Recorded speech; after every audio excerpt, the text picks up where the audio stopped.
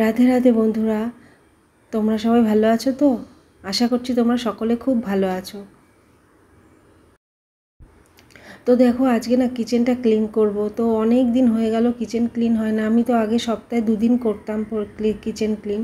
তো এখন কদিন ধরে ভুলেই যাচ্ছি করতে করতে অনেক দিন হয়ে গেছে যে রান্নাঘরের টাইলসগুলো পরিষ্কার করা হয় না। তো আজকে দেখছি যে একদম চেপে গেছে। আজকে তো কলিন দিয়ে পরিষ্কার করছি, এটা তো পরিষ্কার করতেই হতো। তো এখন রাত্রের বেলায় পরিষ্কার করে নিচ্ছি। আর তোমরা তো জানোই আমি এই কাজগুলো সব রাতের বেলাতেই করি, দিনের বেলাতে আমার টাইম হয় না। তো সেই জন্য তোমাদের সাথে শেয়ার করা যাচ্ছে। সুইচ বোর্ডগুলো না কালো কালো তেলচিটে দাগ হয়ে গেছে, তো সেগুলো আবার ঘষে ভালো করে পরিষ্কার করে নিচ্ছি। আর এদিকে দেয়ালে টাইলসগুলো বেশ ভালোই নোংরা হয়েছে, তবে ওই সাইডের টাইলসের তুলনায় এই সাইডের টাইলসগুলো একটু কমই নোংরা হয়েছে। ওই দিকটায় রান্না করি তো সেই জন্য ওই দিকটা তেলচিটে হয়ে গেছে। মাসখানেক মতো হয়ে গেল যে আমি রান্নাঘরের টাইলসগুলো পরিষ্কার করিনি। তো 1 মাসে যে এতটা নোংরা জমে যাবে এটা আমি বুঝতেও পারিনি। আর এদিকে দেখো, এই মানি প্ল্যান্টের গাছটা মানে পাতাটা ভীষণই কালো হয়ে গেছে। তো এটাকে নামিয়ে আবার পরিষ্কার করে তারপর আবার রাখবো। তো সেই জন্য এখনই খুলে নিচ্ছি। আর এগুলো ছাড়া আছে রাতের রান্না, রুটি করা, ভাত করা। তো এগুলো নামিয়ে নিয়ে এবার জানলাটা ভালো করে পরিষ্কার করে নিচ্ছি। জানলাতেও না ভালোই তেলচিটে একটা কালো দাগ হয়ে গেছে।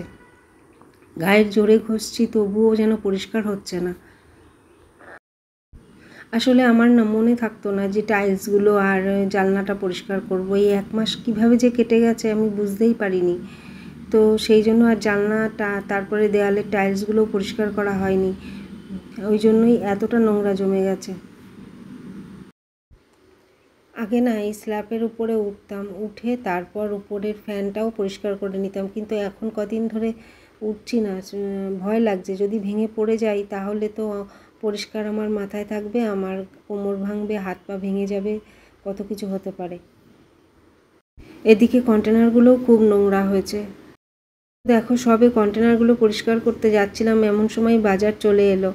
তো বাজারগুলো ভাবলাম গুছিয়ে রাখবো, কিন্তু এখন তার সাথে মাংসও এনেছে, মটন এনেছে। তো এখন রান্না করতে হবে, কিন্তু সবটুকু রান্না করতে বারণ করলো, বললো অল্প করে রান্না করো আর কালকে দুপুরে বেশিটা রান্না করো। তো সেই জন্য এখন রান্না করতে হবে, কিন্তু এখন এদিকে তো পরিষ্কার হয়নি। যাক, টাইলসগুলো পরিষ্কার হয়ে গেছে, জানলাটা পরিষ্কার হয়ে গেছে। এখন আমি এই সাইডগুলো ভালো করে মুছে নিয়ে, গ্যাস স্টোভটা মুছে নিয়ে তারপর মাংসটা বসিয়ে দেবো। আর আগে মাংস বসিয়ে দেবো, তারপর ভাতটা বসাবো। না, আগে ভাত বসিয়ে দেবো আর ততক্ষণে মাংসটা ম্যারিনেট করে রেখে দেবো 15 মিনিট। আজকে বাটিতে ভাত উপর দেবো, তাই বাটিতে জল বসাচ্ছি। তোমরা তো জানোই আমি হাঁড়ির ওপর একটু করে জল দিয়ে রাখি। তো বন্ধুরা দেখো, আমার ভাত তো হয়ে গেছে আর মাংসটা এখনও হয়নি, মাংসটা কষানো হচ্ছে। তো বন্ধুরা, ভিডিওটি যদি তোমাদের ভালো লেগে থাকে তাহলে অবশ্যই লাইক, কমেন্ট, শেয়ার ও সাবস্ক্রাইব করতে ভুলো না, তাহলে আমার ভিডিওটি পৌঁছে যাবে সবার আগে তোমার কাছে। তো বন্ধুরা, আজকের ভিডিও আমি এখানেই শেষ করব। আর এদিকে দেখো, মাংসটাও প্রায় হয়ে এসছে। তো 45 মিনিট ধরে আমি কষিয়ে নিলাম, তারপর একটু একটু করে জল দিয়েছি আর একটু একটু করে কষিয়ে রেখেছি। আর এদিকে দেখো সোফার কী অবস্থা, মেয়ে আর নন্টে এরকম করেছে, নন্টে মানে আমার র্যাবিট। আর এদিকে দেখো বাজে হচ্ছে 10:30। তো আজকের জন্য এ পর্যন্তই, আবার চলে আসবো কাল। তো টাটা।